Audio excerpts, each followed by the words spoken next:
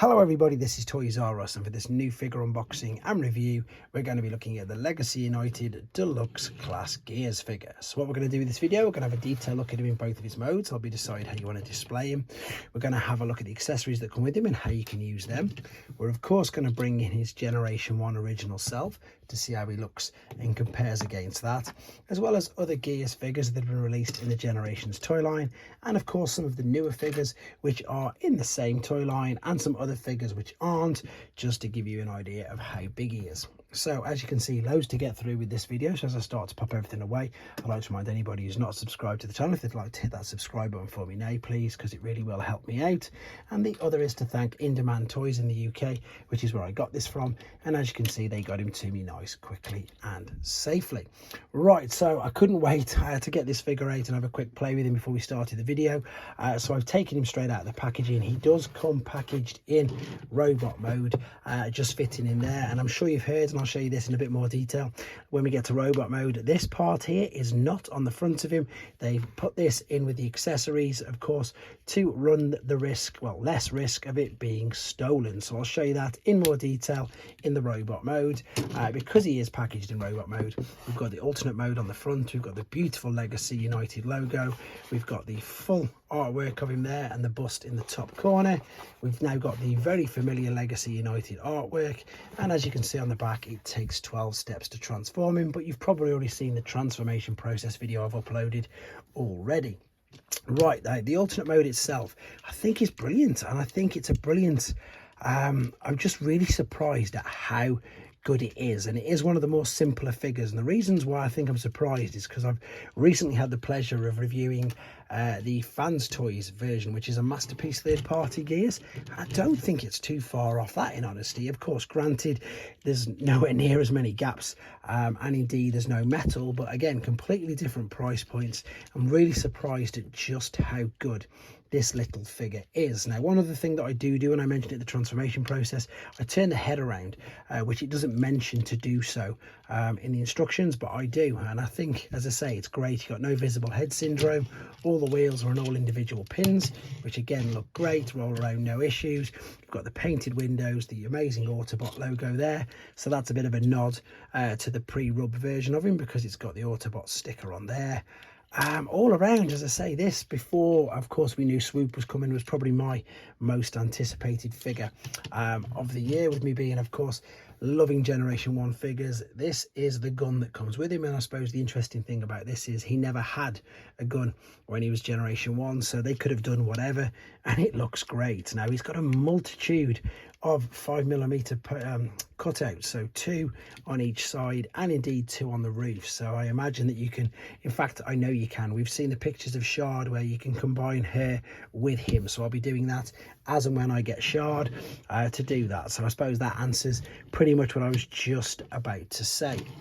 The headlight detail on it is great, the grille is good, the grille goes the same way as Generation 1 version does as well, and of course, you know, you could put loads of other accessories on it as long as you've got the 5mm, which I think is industry standard for pretty much the toy line as long as I can remember, in honesty.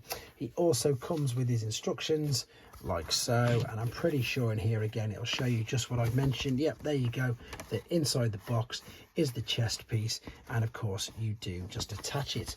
One thing I do want to just quickly show you as well, again, there's a brilliant nod here to a couple of things. So you've got the M on the back of his head there, and the M, if you could see, was on the bonnet there at the front, and this is basically a nod to the Mysterians toy line that never made it. It never came to be, which was of course what the original figure was in fact going to be, and it's nice how they've just put that in. They didn't need to at all. I love all these sort of Easter eggs and little things like that they put in. Right, in fact, let's show you how big he is compared to some other deluxe figures. There's a deluxe Jurassic Park figure. There is a Masterpiece Trailbreaker, so of course nowhere near that particular size. I've got the Stranger Things vehicle as well. I'll start mixing and around all these figures soon to give you other ideas how big they are. So you've got an idea, say, just I suppose a proper deluxe figure. Now, what I want to show you very quickly before we go to the robot mode is, wouldn't it be brilliant if they did this in the Malignus colors as well? So we've got the South American and as I say, completely wacky color schemes. Maybe his generation selects, or indeed, as we'll have a look again in robot mode, as the GoBots color schemes as well. So that would be really interesting. Of course, I'm sure we're going to get Swerve, but it'd be great to see these as well. Right, that's enough said about this particular mode. Let's have a look at him in his robot mode. So then here he is, and I am going to say in all his glory in robot mode. I absolutely love this. I think it is so good. The head sculpt is fantastic. I mean, that's him jumping straight out of the cartoon. I love it. It is so good. I've already showed you about the nod to the Mysterian toyline on the back of his head. The head, you can spin it all the way around, and it does maybe sometimes just catch that, which isn't too bad. It'll look up and down as well, so it is brilliant. The shoulders will come right out to the side. There's loads of articulation in this little guy. You can even move this like a bit of a butterfly joint or a swivel joint, swivel hinge on the side of him. You've then got a swivel underneath the shoulder. You've got the bicep flexion. The wrists will swivel. You've got like a double bicep flexion. Look at that. It's great. It'll fold all the way over. You can see the two hinges inside there, so loads going on with that. There's even a full unrestricted waist swivel. The legs are going to kick past the point of the splits, which you can see there, and indeed the same as long as everything's out of the way to the side. It does tend to get a little bit tight going this way, but just if you wanted to, I mean, look at that for the articulation on a deluxe figure. It's nuts. You can bring it down, you can then swivel at the top of the thigh, you can then knee bend, and there's even a ankle tilt. There's no tip like there's the rock rather than the tilt. As I say, really impressed with this guy. Loads of points on him. The detail on him is really good. There's not too much kibble on the back. There's not really any gaps. I mean, I know that's a pretty much cut out, but it's not like a big holy gap like that at all. Yeah, really impressed with this. If I wanted to be maybe a little bit pedantic, it's the fact that they could have, as I say, perhaps painted the inner workings inside there. So as I said, when you buy him, first and foremost, or if you've seen any images of him in shops or in his packaging, this part isn't there. This is folded away neatly with his gun, and that's how he's packaged. So it's not damaged. It's just, again, just to stop thieves from stealing the front of his chest, and you not owning one at all. So as I say, perhaps they could have just sprayed that little, painted it a little bit silver.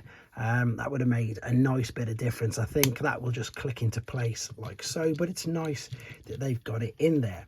The gun again can be held in a number of ways, so you can pop it in his hands, and you can also, as I say, stow it anywhere on the legs. I imagine that you could stow it on the back like so as well. Yep, you could, exactly like that, although I don't think you'd want to.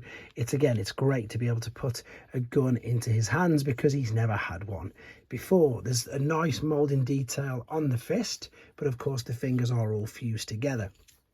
Again, not much more to say. It is great. It is a brilliant update of this particular figure, and indeed, in my opinion, it is a way better version than this figure, which was of course the Thrilling 30 version of him. So they are pretty much getting through all of the mini bots as they were known.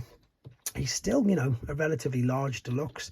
Bumblebees are always quite small, so he's towering above them. I know that's the animated universe, but you can see he is in fact bigger than him. Let's just bring in a couple of other figures. These aren't to scale. This is just to give you an idea of how big they are. So Iron Factory. So even though he's a small deluxe, he's still bigger than all of the Legends scale third-party figures. So you've got New Age, Magic Square and Iron Factory. And then again, to give you an idea compared with some other figures, so this is Missing Link. He's pretty much the same size as G1 Prime.